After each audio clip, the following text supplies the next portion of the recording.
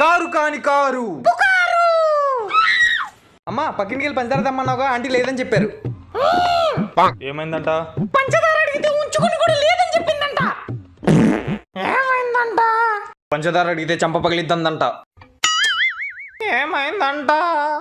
పంచదార అడిగితే చెప్పెట్టి కుక్కని కొట్టినట్టు కొట్టారంట. ఏమైందంట మాస్టరు?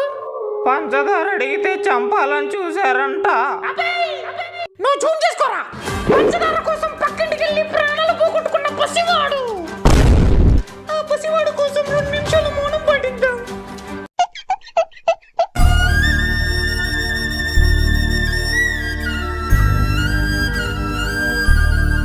అమ్మా మీరెందుకు మౌనం పాటిస్తున్నారని నేను ఇంకా బతికే ఉన్నా.